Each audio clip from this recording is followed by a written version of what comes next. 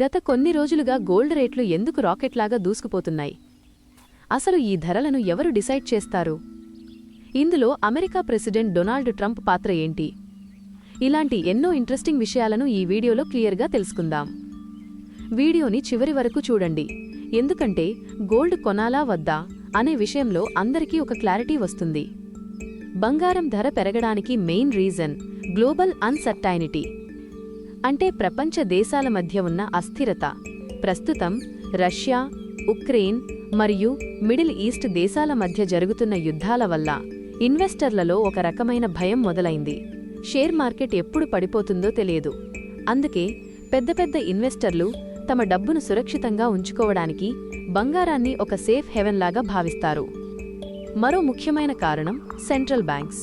మన దేశంలోని రిజర్వ్ బ్యాంక్తో పాటు ప్రపంచవ్యాప్తంగా ఉన్న పెద్ద దేశాల బ్యాంకులు భారీగా బంగారాన్ని కొని నిల్వ చేస్తున్నాయి.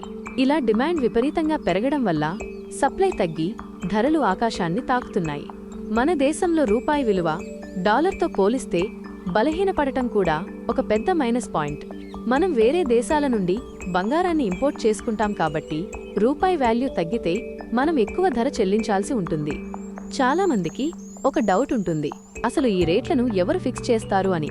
బంగారం ధర అనేది ఒక వ్యక్తి చేతిలోనో లేదా ఒక దేశం చేతిలోనో ఉండదు. దీనికి main centre London bullion market. అక్కడ జరిగే ట్రేడింగ్ని బట్టి ఇంటర్నేషనల్ ప్రైస్ ఫిక్స్ అవుతుంది. ఇండియా విషయానికి వస్తే ఇంటర్నేషనల్ మార్కెట్ ధరకి మన గవర్నమెంట్ వేసే ఇంపోర్ట్ డ్యూటీ మరియు ట్యాక్సులు కలుస్తాయి.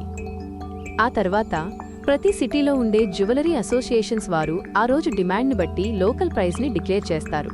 అందుకే మీరు గమనిస్తే ఒక్కో సిటీలో బంగారం ధర కొంచెం అటు ఇటుగా మారుతూ ఉంటుంది.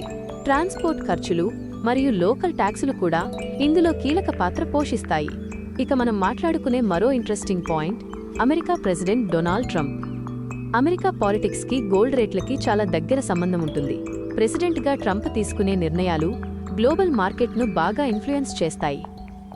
ఆయన అనుసరించే అమెరికా ఫస్ట్ పాలసీల వల్ల మరియు వేరే దేశాల మీద వేసే ట్రేడ్ ట్యాక్స్ల వల్ల ప్రపంచ దేశాల మధ్య ఒక రకమైన ట్రేడ్ వార్ మొదలయ్యే ఛాన్స్ ఉంటుంది.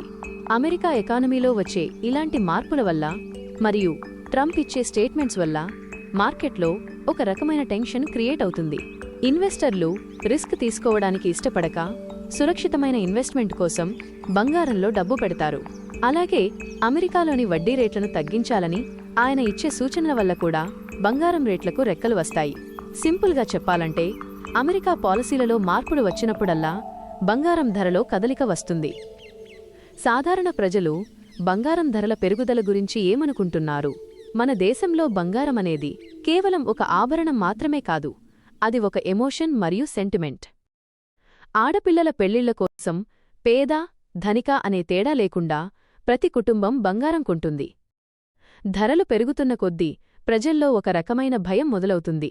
ఇప్పుడే కొనకపోతే రేపు ఇంకా పెరిగిపోతుందేమో అనే ఆలోచనతో అందరూ ఎగబడి కొంటారు.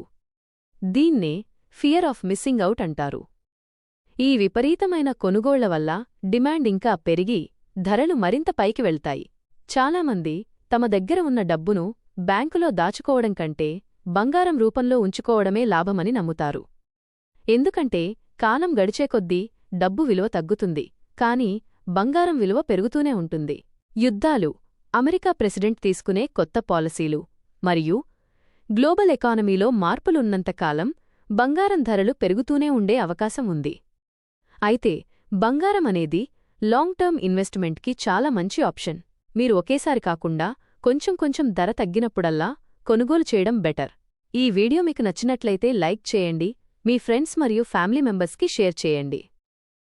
బంగారం ధరల మీద మీ అభిప్రాయాన్ని కింద కామెంట్ బాక్స్లో తెలియచేయండి. మరిన్ని ఇంట్రెస్టింగ్ అప్డేట్స్ కోసం మన ఛానల్ని సబ్స్క్రైబ్ చేసుకోవడం మర్చిపోకండి. Thank you.